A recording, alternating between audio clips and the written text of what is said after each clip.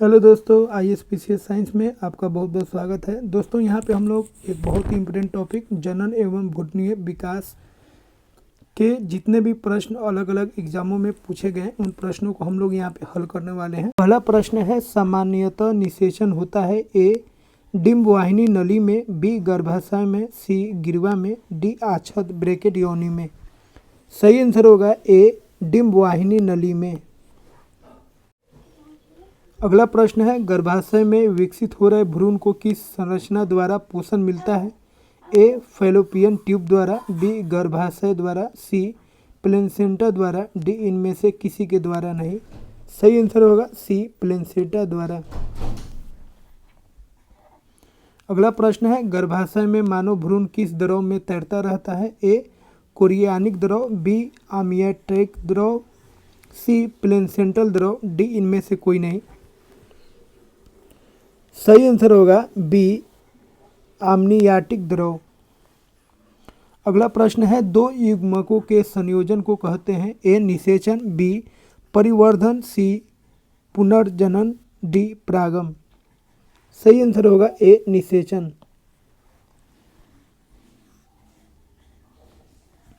अगला प्रश्न है, गर्भाशय में शिशु के विकास की जानकारी हेतु किसका प्रयोग किया जाता है? ए एक्स किरणें, बी गामा किरणें, सी अल्ट्रासाउंड, डी अल्ट्रावायलेट किरणें। सही आंसर होगा सी अल्ट्रासाउंड। अगला प्रश्न है, भ्रूण के विकास के लिए निम्न में से किस अंग के द्वारा खाद्य की पूर्ति की जाती है? ए गर्भाशय, बी बीजांडसन, सी अंडाशय, डी उपरा पुशिका। सही आंसर होगा बी बीजांडसन। अगला प्रश्न है, मुख के द्वारा लेने वाले गर्भ निरोधक गोलियां निरोध करते हैं? ए अंडोत्सर्जन का, बी निषेचन का, सी गर्भधारण का, डी शुक्राणुओं के गर्भाशय में प्रवेश का। सही आंसर होगा ए अंडोत्सर्जन का। अगला प्रश्न है, निम्नलिखित में से कौन सी स्थिति टेस्ट ट्यूब बेबी की परिघटना को सही रूप से निरूपित करती है? ए जब भ्रूण बनने की प्रत्येक प्रक्रिया टेस्ट ट्यूब में होती है, बी जब भ्रूण का विकास टेस्ट ट्यूब में होता है, सी जब निषेचन बाह्य होता है और विकास आंतरिक होता है, डी जब निषेचन आंतरिक होता है और विकास बाह्य होता है। सही आंसर होगा सी जब निषेचन बाह्य होता है और विकास आंतरिक होता है। अगला प्रश्न है, बच्चे का लिंग निर्धारण किससे होता है? ए माँ के रक्त समूह से, बी पिता के रक्त समूह से, सी माता पिता के आरएच कारक से, डी गुणसूत्र से। सही आंसर होगा डी गुणसूत्र से। अगला प्रश्न है, मनुष्य में गर्भकाल होता है? ए 6 महीना, बी 7 महीना, सी 8 महीना, डी 9 महीना। सही आंसर होगा डी 9 महीना। अगला प्रश्न है, स्त्रियों की नसबंदी को कहा जाता है? ए वैक्सेक्टोमी, बी ट्यूबेक्टोमी, सी न्यूरेटोमी, डी साइकेटमी। सही आंसर होगा बी ट्यूबेक्टोमी। प्रश्न है, पुरुषों की नसबंदी को क्या कहा जाता है? ए वैक्सेक्टोमी, बी ट्यूबेक्टोमी, सी न्यूरेटोमी, डी साइकेटमी। सही आंसर होगा ए वैक्सेक्टोमी। अगला प्रश्न है, प्रथम प्रखनली शिशु का नाम था? ए आस्था, बी इंदिरा, सी डॉली, डी लुइस। सही आंसर होगा डी लुइस। अगला प्रश्न है, एमनियोसिनोसिस एक तरीका है जो बताता है? ए भ्रूण के लिंग को, बी अमीनो एसिड के प्रकार को, सी प्रोटीन में अमीनो एसिड के अनुक्रम को, डी हार्मोन के प्रकार को। सही आंसर होगा ए भ्रूण के लिंग को। अगला प्रश्न है, निषेचन ब्रैकेट फर्टिलाइजेशन की क्रिया कहाँ पर होती है? ए गर्भाशय में ब्रैकेट यूट्रस में, बी अंडावाहिनी में ओविडक्ट में, सी अंडग्रंथि में ओवरी में, डी योनि मार्ग में भेजिना में। सही आंसर होगा ए गर्भाशय में।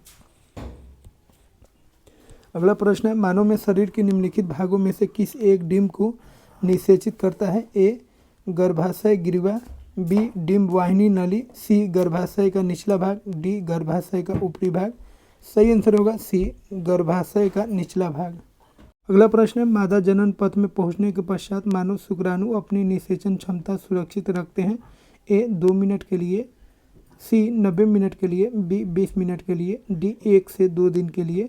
सही आंसर होगा डी 1 से 2 दिन के लिए।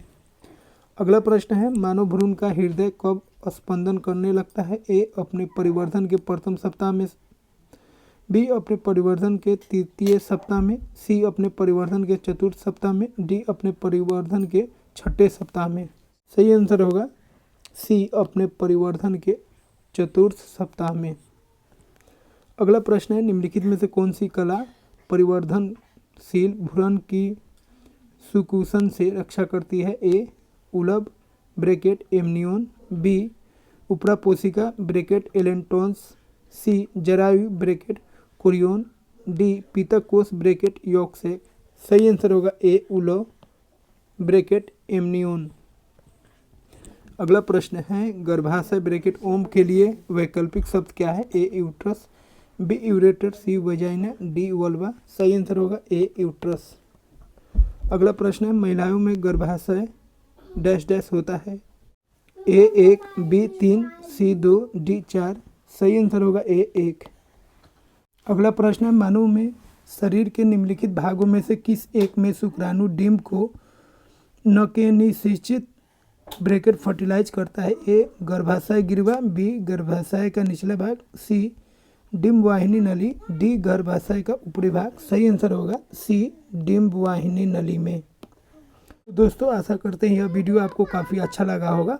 इस तरह के और वीडियो के लिए इस चैनल को आप सब्सक्राइब कर लीजिए। तो दोस्तों मिलते हैं हम लोग एक नए वीडियो में एक नए टॉपिक के साथ।